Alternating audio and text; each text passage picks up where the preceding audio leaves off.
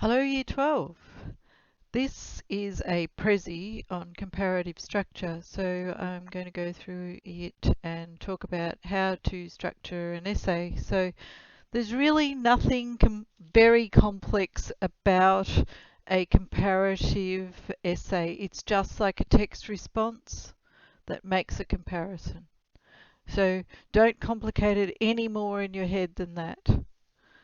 Let's move on to the first slide. So, of course, in like any essay, you have an introduction, you have 3 body paragraphs that talk about text 1 and text 2, and a conclusion. And as this little note here says, there are many types of structures. This is just one. So, and I favour this structure myself. So, introduction, thematic content, statement, texts and authors. A little note on talking about both the authors. You might talk about them and say the first name of the author. It could be Male Enoch and Mailman together with a name of the second author. So you should put the full name of the text in the first time that you use it, and you can put it in brackets after it, the shortened acronym. So for the 7 stages of grieving, you might put the 7 stages of grieving, the full words, and then in brackets after it, TSOG. Yes. So, and then the same for the other text. So, uh, and then in the conclusion, use again the full name of the text. But in the body paragraphs, just use that little shortened acronym. So, you're going to outline your 3 ideas. And you can have a quote in there if you want. There's no rule to say that you can't, but it's not compulsory. And think about your overall contention. What's your big argument? And then these 3 ideas, they're like the reasons that support that big overall argument. Here is a sample introduction, and it uses the old text, Black Diggers. So don't be put off by that. You can still understand what is happening in terms of structure by reading this. So don't think, oh, I don't know that text. Oh my goodness, I don't know what to do. Don't worry about that. You will. Just go with it. So here, this one's a fairly high range, and these are the reasons why. Both for Fred Degas and Degas, I like to say it with a bit of a French accent, and Tom Wright, who was the playwright of Black Diggers.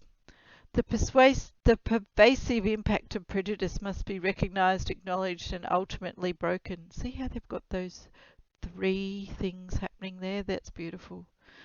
And here it says in red, complex and insightful understanding and thoughtful discussion of themes, ideas and issues. Both writers perceive the racial divide to have influenced events and relationships over an extended period of time, albeit in different locales. In The Longest Memory, the reader is transported to Virginia in the early 19th century, where the whole economic system centers on the wealth of white-controlled plantations, requiring abundant, compliant black slaves.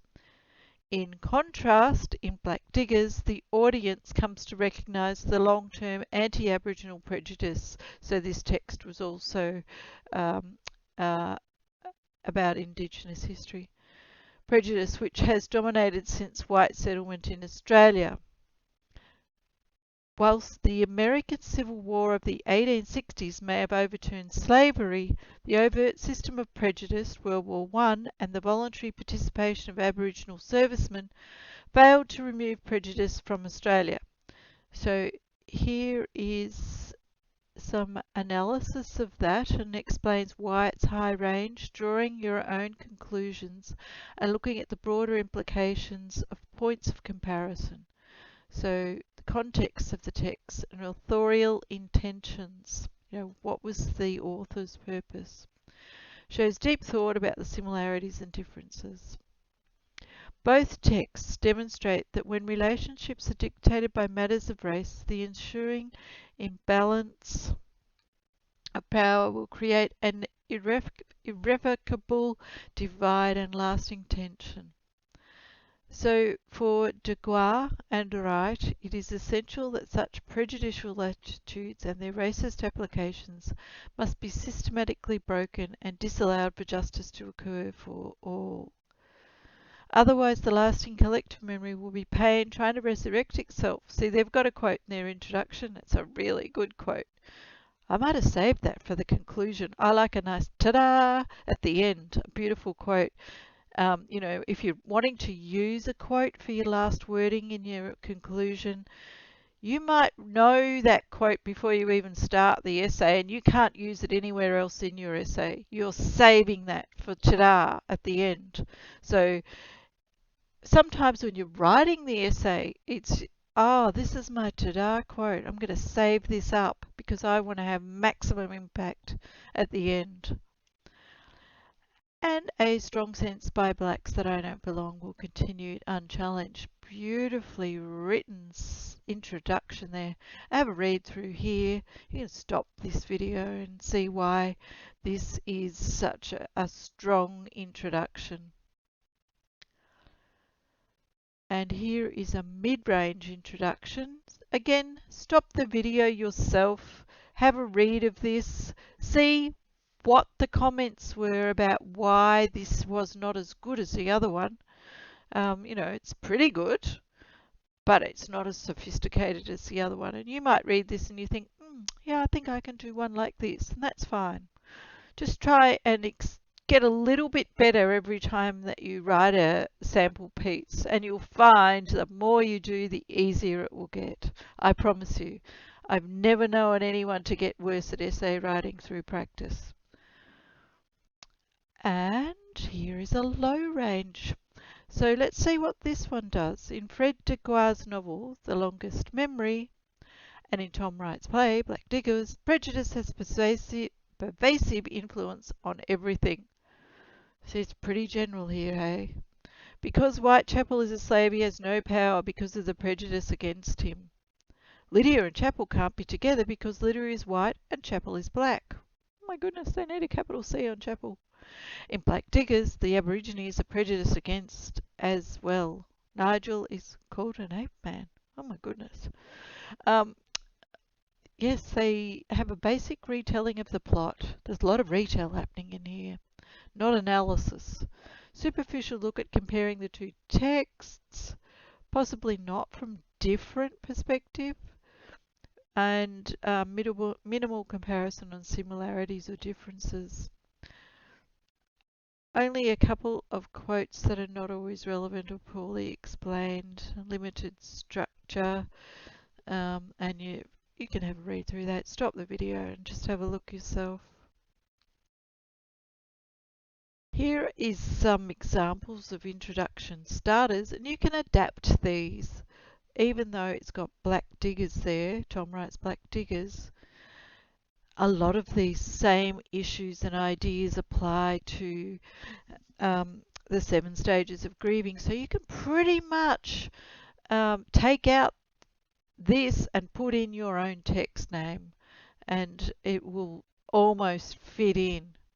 There's so many similarities. You can steal these phrases. I encourage you to steal these phrases and use them because they're really strong, great phrases. And the more you practice using them, the better, easier it will get. Body paragraphs. So, topic sentence, just like any body paragraph, which has an idea, based on an idea. Don't use a character. Sometimes you can use characters in topic sentences, but generally that's because you're using evidence when you need to use an idea. And when you've got an ideas level topic sentence, you can talk about different examples. When you've locked it in and it's about an example from one or the other or both texts, you're locked into those examples. Uh, your evidence and exploration, your E and E in teal, avoid retelling, use meta language, quotes, minimum of 2. So you need 2 quotes for each example. Keep that in mind. 1 to 10 words per quote, blend it in so your evidence and your explanation is blending in together.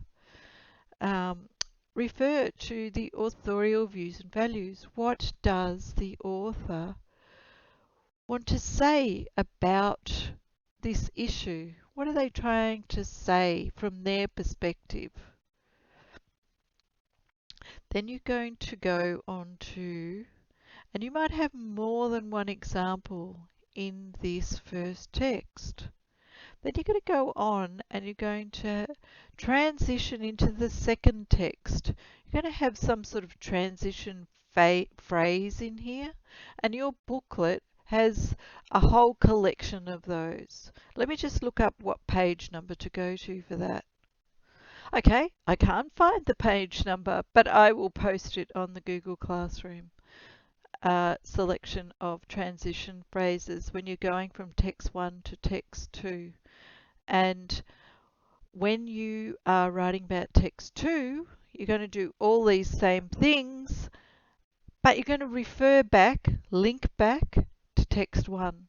So paralleling the how Lydia rejected the oppressor's views, so too does blah blah. So this is what the link back thing, you know, that cats and dogs thing that I gave you the example of in class. This is when you're going to use it, when you get to the second half of the body paragraph. Then in your final sentence, you are going to compare or contrast what the two texts show about the idea that you've talked about in this topic sentence. What's the author's message? What are they trying to say about this idea or issue? So think about that. Here is a high range sample. Let's have a look at it. One of the strongest elements espoused or, talked about in the text is the concept that respect is the strongest reward given for loyalty. So I don't know what the essay topic for this is, but it must be something to do with loyalty. So here is an overall idea, and now they're going to talk about the longest memory. So Degas designs the very fabric of his protagonist Whitechapel to have desire to be respected by both slave and owner as his driving quality, respect that is received because of his unquestioning loyalty to the social order. So this is explanation, and now we're going into examples. He unreservedly defends the status quo, advising against education, freedom and rebellion, instead advocating himself as model slave. Beautiful quote, short, embedded.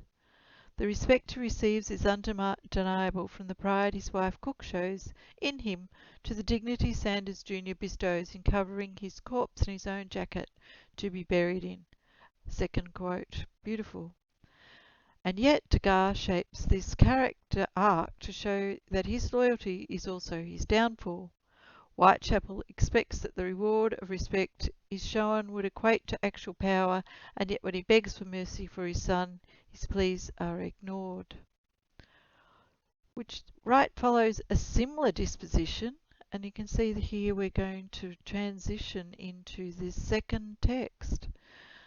Shown through various vignettes, while fighting in the trenches, the Indigenous soldiers see themselves as equal. So we've got a follows a similar disposition. It's making a comparison. This is shown through the character of Nigel, and here's the link back. Like Whitechapel, Nigel was raised to be subordinate and view his worth as a perfect specimen. Very nice quote. Growing up alongside whites, he shows a naivety in blindly accepting his position and was likewise rewarded with the respect he sought. Also like Whitechapel, again that link back thing, like the cats and dogs. It wasn't until Nigel actually needed this respect to equate to actual power that the limitation of such a reward is highlighted.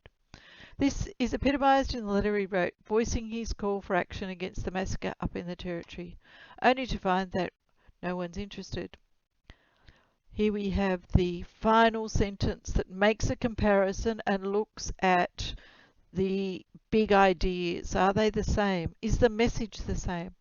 Both authors show that respect is a powerful reward. It's talking about views and values in keeping the suppressed loyal. However, its limitations show it to be a hollow gift that is easily retracted. So a very strong body paragraph. Here is a mid-range. You can stop the video and have a read of that through yourself and see how it compares to the other one and how they could strengthen it. Here is a low range, and I'm going to stop my video here and I'm going to ask you to rewrite this to make it stronger. So that's your task for today. So actually I will keep going and I'll go through conclusion, but I want you to come back to this point. I'm going to give you a copy of this on a Google document.